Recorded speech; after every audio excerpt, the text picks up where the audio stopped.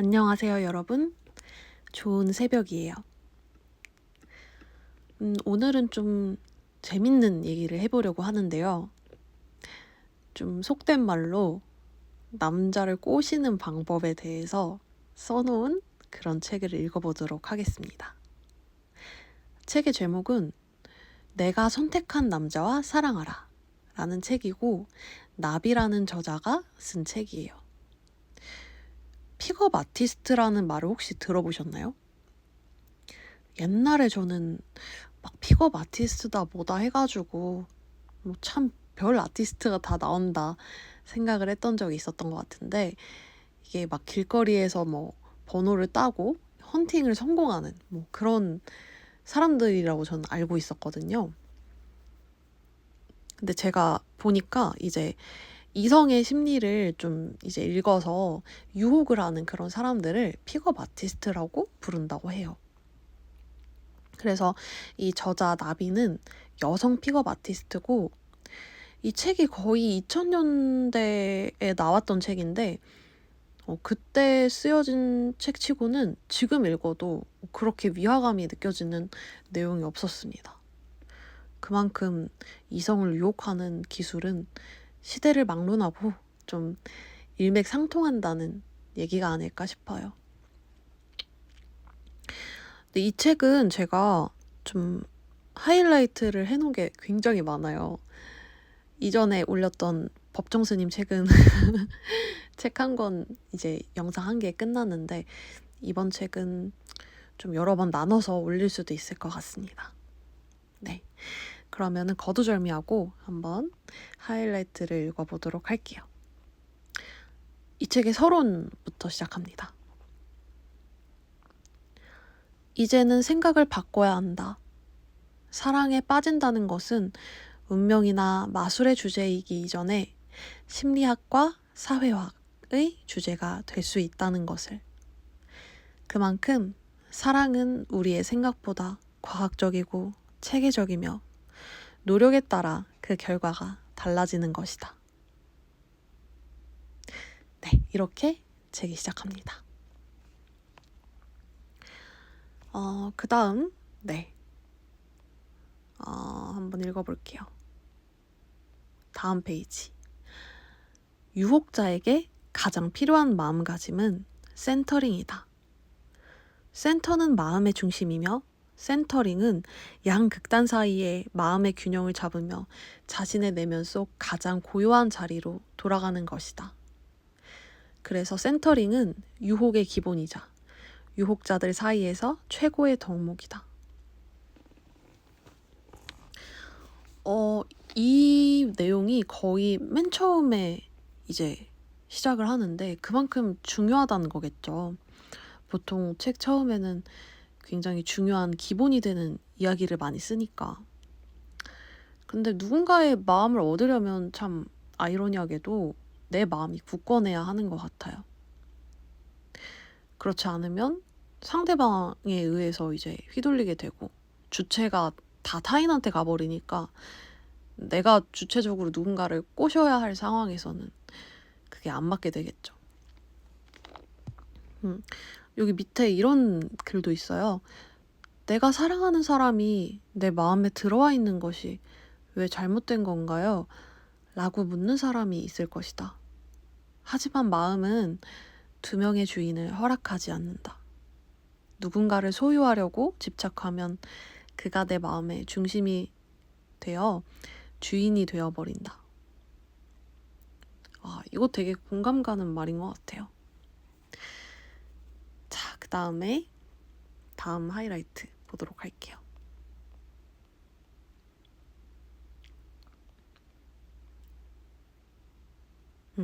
이 자세래. 이 부분이 또 여기 아까 덧붙인 말인데, 이것도 되게 좋은 글귀였던 것 같아요.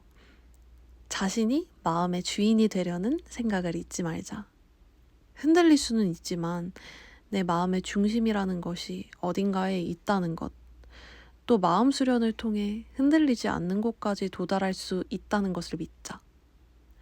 그것을 알고 나서 내가 흔들리고 있는 상황을 인지하는 것과 아무것도 모르는 채 무작정 흔들리는 것에는 분명한 차이가 있다. 흔들려도 되니까 돌아가는 것을 포기하지만 말자. 그런 노력을 계속하게 되면 강한 센터링을 가질 수 있게 된다. 연애를 지배할 수 있게 되고 강한 프레임을 가질 수 있다. 나는 남자에게 고자세로 대하지 않는다.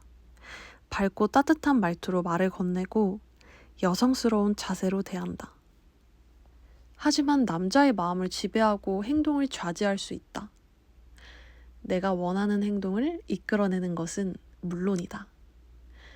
그것은 내 중심이 쉽게 흔들리지 않고 내 스스로 마음의 무게중심을 컨트롤할 수 있다는 뜻이다. 남자를 잘 다룬다는 것은 결국 마음의 중심인 센터링을 잃지 않는다는 뜻이다. 네, 이게 고자세로 대한다. 뭔가 밀당을 잘하고 되게 도도하게 굴어야 남자를 잘 다룰 것 같다 라는 그런 생각도 있잖아요. 근데 그렇지 않다고 해요. 이런 말도 있죠.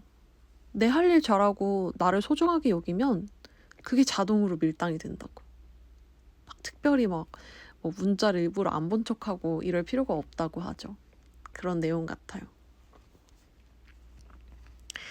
자, 다음 페이지 읽어볼게요.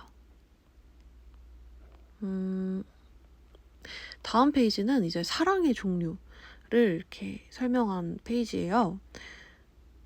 여기서 이제 나의 사랑은 어떤 유형에 해당되는지 보면 좋을 것 같아요. 첫 번째는 에로스의 사랑. 그리스 신화에서 에로스는 사랑의 신이다. 에로스 타입은 사랑을 위해서라면 뭐든지 할 수 있으며 외모에 집착하여 첫눈에 반하는 경우가 많다. 열정과 갈등과 쾌락과 몰입을 동반하는 로미오와 줄리엣 같은 타입의 사람이다. 스트로게의 사랑.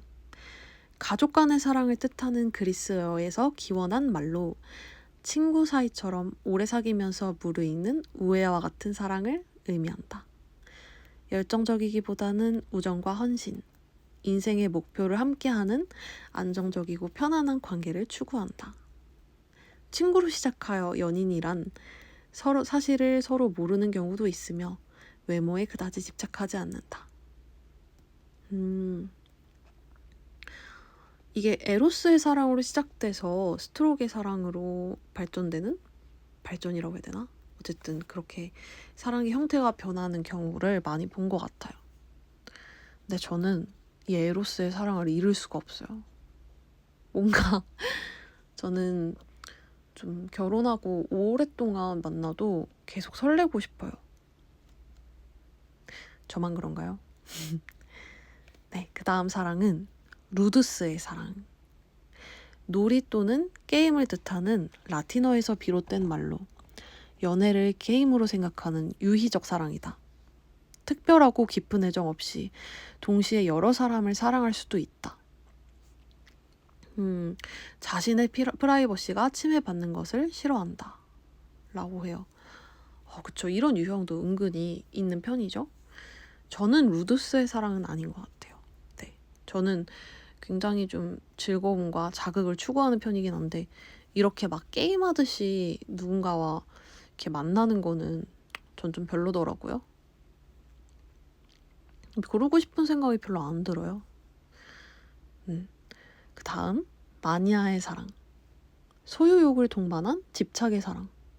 질투를 느끼고 극단적인 헌신을 요구한다. 감정이 격하다는 특징이 있다. 예를 들면 광기 같은. 집착이 강해 사랑을 매번 확인하려고 한다. 불안감을 느끼면 식욕 저하, 불면증 등의 신체적 증상이 나타난다. 극단적인 예로는 영화 미저리처럼 어두운 모습을 보이기도 한다. 제가 이런 마니아의 사랑을 하는 친구를 만나본 적이 있거든요.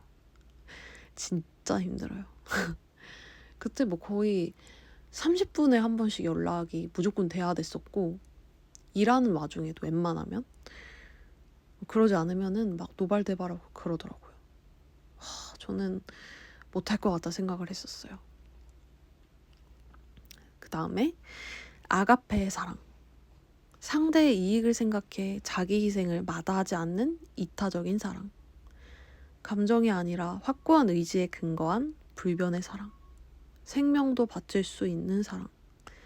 주는 것에 대한 대가를 크게 바라지 않으며 질투심을 드러내는 대신에 헌신한다. 어떻게 보면 마니아의 사랑보다 아가페의 사랑이 더 이상적인 사랑이라고 볼 수 있겠죠? 근데 저는 예전에 이 마니아의 사랑을 하는 남자친구들이 저를 훨씬 더 사랑한다고 생각했어요.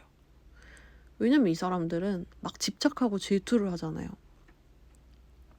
그러다 보니까 이만큼 나를 사랑하는구나 생각을 했는데, 지금 와서 생각해보면은 질투를 하지 않고 헌신하고 정말 내 입장 그대로가 돼서 그래, 얘는 좀 놀고 싶을 수 있지, 이렇게 다 이해를 해주고, 그런 사랑이 더 엄청 깊은 사랑이라고 느껴지더라고요. 제가 최근에 또 친한 친구가 있는데 이 친구가 이런 사랑을 하는 유형이래요. 뭔가 굉장히 혹했습니다. 저도 이 아가페의 사랑 한번 받아보고 싶어요. 네. 다음, 프라그마 사랑. 자신의 경험에 비추어 유용한 상대를 파트너로 선택한다. 연애를 목적 달성, 지위 상승 같은 그런 수단으로 생각한다. 자신의 이익을 위해 상대를 고르기 때문에 까다롭고 기준에 맞지 않으면 거들떠도 보지 않는다. 네, 이렇게까지 사랑의 유형들을 찾아봤어요. 여러분들은 어떤 유형의 사랑을 하고 계셨나요? 물론 이제 한 가지 유형만 한다기보다는 이런 유형의 사랑도 했다가 마니아도 했다가 아가페도 했다가 이럴 수 있죠. 그리고 여러 가지가 복합적으로 섞였을 수도 있고요. 그래서 내가 어떤 유형의 사랑을 꿈꾸는지를 파악을 하고 상대방은 또 어떤 사랑을 꿈꾸는지 파악을 하는 게 굉장히 중요하다고 해요. 그래야 나와 맞는 그런 사람을 선택할 수도 있고, 그리고 또 왜 이렇게 우리가 갈등이 일어나는지를 좀 이해할 수가 있는 것 같습니다. 여러분들도 좋은 궁합의 그런 사랑 파트너를 만나시길 바라요. 자, 다음 페이지 읽어볼게요. 벌써 이 사랑의 유형 얘기까지만 했는데도 12분이 흘러버렸어요. 근데 제가 이거 지금 하이라이트 한 거에 지금 한 30분의 1밖에 안 읽었어요. 근데 큰일 났네 이거. 제가 좀 더 추려서 와야 될 것 같네요. 자, 다음 페이지까지 한번 읽어볼게요.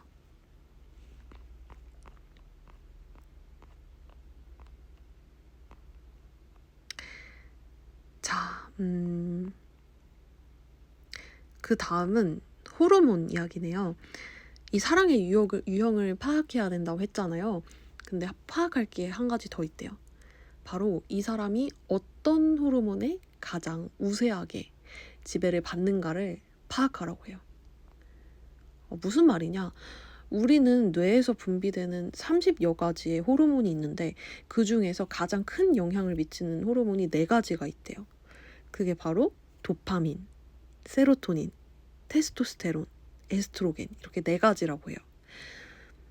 도파민 여러분 잘 아시죠? 굉장히 자극적이고 재미, 쾌락 약간 이런 거고, 세로토닌은 잔잔한 행복감을 주는 호르몬, 그리고 테스토스테론은 남성 호르몬이라고 알려져 있고 에스트로겐은 여성 호르몬이라고 알려져 있죠. 그래서 어떤 것이 우세한가를 관찰하면 상대방의 기질을 읽을 수가 있다고 해요. 그리고 이 기질을 읽으면 어떻게 되냐? 이 사람의 이상형도 파악할 수가 있다는 거죠. 너무 재밌겠죠? 그럼 한번 어떤 그 특징을 가지는지를 한번 찾아볼게요. 먼저 도파민 우세요. 남자 중에는 약 27%, 여자 중에는 25%라고 해요. 도파민 계통의 기질을 타고난 사람들은 늘 새로운 것을 추구한다. 이들은 경험의 가치를 부여하며 새로운 자극을 위해 모험을 추구하고 즐거움을 위해서는 위험을 겁내지 않는 편이다. 위험을 즐기는 양상으로는 다양한 모습이 발견되는데, 위험한 열기구를 타거나 익스트림 스포츠를 즐길 수도 있고 공개석상에서 섹스, 간통, 이혼, 성별 차이와 같은 민감한 농담들을 던질 수 있다. 이거 맞아요? 너무 심한데? 아무튼 이들은 잠시라도 가만히 있지를 못하고 활기가 넘치고 충동적이다. 다양한 그런 다양성 안에서 즐거움과 흥미를 느끼고, 그래서 주로 대도시를 좋아한다고 해요. 호기심이 매우 강하다. 또한 낙관적이고 즉흥적이어서 깊이 고민하지 않고 명랑하며 순간적으로 선택하고 실행에 옮기는 즉흥적 응수 능력이 강하다. 자율성이 강한 부분은 사회적 관행에 얽매이지 않고 조직과 규율을 종종 어기며 예측 불가하고 창조적이고 적응력이 뛰어나다. 자신의 시간을 유연하게 활용하고 스스로 세운 목표를 향해 달려나간다. 집중력이 매우 뛰어난 편이고 의욕이 넘치고 누구도 길들일 수 없는 자유로운 영혼이고 예술가 유형이고, 그들은 함께 모험할 수 있는 사람을 찾는다. 뭐 대화를 나누는 거든 잠자리를 같이 하든 도시나 세계를 여행하든 함께 놀 수 있는 짝을 찾는다. 자, 이 유형에 해당하는 사람이 주변에 있나요? 저는 이게 접니다. 와, 나 읽으면서 난 역시 도파민형이구나 라는 거를 바로 알았어요. 그 다음 세로토닌 우세형. 이 유형도 굉장히 많은 것 같아요. 남자 중 약 28%, 여자 중 29%라고 해요. 세로토닌 계통의 기질을 타고난 사람들은 차분하고 사교적이고 조심성이 많다. 이들은 관습과 집단의 전통을 따르는 모습을 잘 보이고 사회적 네트워크를 구축하는 데 뛰어난 자질을 발휘하고 사람들과 어울리기를 좋아하고 상냥하고 사람을 잘 관리한다. 의외로 사업가나 정치인 중에 세로토닌 우세형이 많이 발견된다. 계획을 잘 세우고 끈기와 인내심이 있고 전반적으로 느긋하고 사교적이고 가족을 우선시하고 주변 사람들과의 관계를 중요시하고 관계에서 질서를 유지하는데 관심 있는 타입은 대개 세로토닌 우세형이다. 이들은 배우자를 고를 때 신중하고 솔직하고 단아한 스타일을 좋아한다. 룰을 중시하고 현실적이고 구체적이기 때문에 배우자를 고르는데 굉장히 까다롭다. 테스토스테론과 도파민을 억제하는 특성으로 모든 것을 질서정연하게 정돈하려 하며 차분하면서 자신감 있어 보인다. 골프 등의 전통적인 스포츠를 좋아하는 모습, 구체적 사실과 숫자들을 좋아하는 모습을 보인다. 관리의 천재, 안전젤이라는 별명으로도 부를 수 있다. 이들은 자신의 배우자도 역시 자신처럼 착실하고 예측할 수 있는 사람, 가정과 전통에 대한 충실함을 공유할 수 있는 사람을 찾는다. 즉 서로 도움을 주고받을 수 있는 사람을 찾는다. 근데 저는 이거 읽자마자 딱 스쳐가는 사람들이 있었어요. 근데 이 사람들은 보면 항상 잔잔한 행복을 추구하고 그렇더라고요. 네, 그 다음에 테스토스테론 우세형. 남자 중 약 25%, 여자 중 9.7%가 테스토스테론 우세형을 보인다. 테스토스테론은 흔히 남성 호르몬이라고 알려져 있지만 남녀를 막론하고 신경계통에서 이 물질을 특별히 강하게 작용하는 사람들이 있다. 하지만 확률을 보면 여자는 10% 미만으로 매우 적다. 그들은 말이든 일이든 행동이든 핵심을 파고들며 대부분 대담하고 경쟁심이 강하다. 항상 야망이 강해 무언가를 성취해야 하므로 끊임없이 목표를 정하고 도전하며 주로 일과 성과에 집중하는 워커홀릭이 많다. 서열을 따지며 끊임없이 올라가기를 꿈꾼다. 진화론적 보상과 사회적 성공을 갈망한다는 뜻이다. 모든 것을 분해하기 좋아하기 때문에 복잡한 기계도 쉽게 이해하고 공간 지각 능력이 뛰어나다. 사물의 원리나 규칙 패턴에 관심이 많아 체계적이고 논리적으로 사고하고 패턴 유추에 능하다. 그리고 남성성과 음악은 어울리지 않아 보일지도 모르는데 패턴과 리듬으로 이루어진 음악의 구조를 이해하는 데도 놀라운 재능을 발휘하여 유명한 음악가들도 많다. 실용적, 합리적인 걸 좋아하고 감정을 쉽게 얘기하지 않고 통제 못하는 상황을 싫어하고 말을 쓸데없이 반복하고 쓸데없는 말하는 걸 싫어하며 뉘앙스를 고민할 필요 없이 직설적으로 얘기한다. 가장 단호한 성격을 가지고 있고 결단력과 문제 해결력도 뛰어나다. 그리고 이를 뒷받쳐줄 만큼 자신감 있고 대담하고 경쟁심과 공격성이 강하다. 화도 잘 내고 의심이 많고 진정으로 믿는 건 세계의 질서와 자기 자신뿐. 주체성이 강하고 자율적인 테스토스테론 기질은 지식에 대한 갈망이 많아. 지적이고 영리한 사람을 좋아한다. 서로 자신의 생각에 대해 토론하고 이론을 세우고 자신의 관심 분야에 대해 대화를 함께 나눌 수 있는 사람을 찾는다. 저는 이 테스토스테론 우세형인 남자랑은 잘 안 맞는 것 같아요. 근데 이제 이런 유형의 사람들은 되게 멋있어요. 일단 진짜 여기 말한 대로 워커홀릭이 많고 뭐 저희 아빠도 요 유형에 해당되는 것 같고요. 주변에도 이런 친구들이 몇몇 있는데 같이 뭔가 일을 하면은 든든한 되게 아군을 얻은 느낌? 그런 느낌이더라고요. 그다음 마지막 유형, 에스트로겐 유형입니다. 남자 중 20%, 꽤 있네요. 20%면. 여자 중 약 36%가 에스트로겐 우세형을 보인다. 거의 여자 중에 3분의 1은 다 이 유형이라고 봐도 되겠네요. 에스트로겐은 여성 호르몬이라고 알려져 있지만 남녀를 막론하고 에스트로겐이 강하게 작용하는 사람들이 있다. 이들은 상상력이 풍부하고 말재주가 탁월하고 전혀 관계없는 여러 사실을 하나의 맥락으로 전체로 통합하여 볼 줄 아는 특성이 있다. 주로 사람에 잘 집중하여 사람의 몸짓과 자세, 얼굴 표정, 목소리 높낮이를 보고 상대방의 생각을 읽어내는 능력, 타인의 생각과 감정을 적절히 파악하고 적절히 반응하는 능력이 다른 기질보다 뛰어나다. 그래서 보통 여성들이 상대방의 기분을 잘 알아채며 눈치가 빠른 편인 이유가 에스트로겐 호르몬 때문일지도 모른다. 이들은 상상력과 한눈에 대상을 파악하는 직관이 발달해 있다. 이타적인 성격인 사람들은 다른 사람들을 잘 믿고 연민에 약해 남을 잘 돕고 자신을 성찰하는 일이 잦다. 영혼, 사랑, 자아, 진실 같은 추상적 개념을 좋아하고 자신의 정체성을 찾는 것에도 집중한다. 교감을 중시하고 공감 능력과 사교적 지능, 감정을 적절하게 표현하는 능력도 뛰어나다.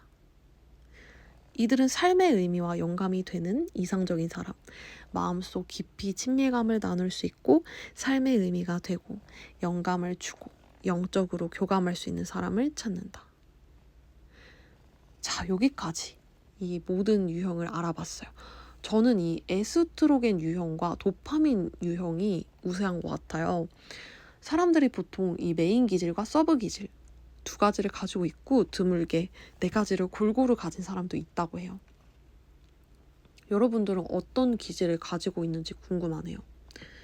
그리고 만약에 상대방이 이 기질 중에 뭔가 한 가지를 가지고 있다면 이 기질을 잘 이해하는 것만으로도 공략하는 데 굉장히 많은 도움이 된다고 합니다. 너무 신기하죠? 근데 여기까지 읽었는데도 벌써 23분이 됐어요. 그래서 이 기질별로 어떻게 꼬시는지 그 공략법을 다음 이제 그 컨텐츠에 이어서 하도록 하겠습니다.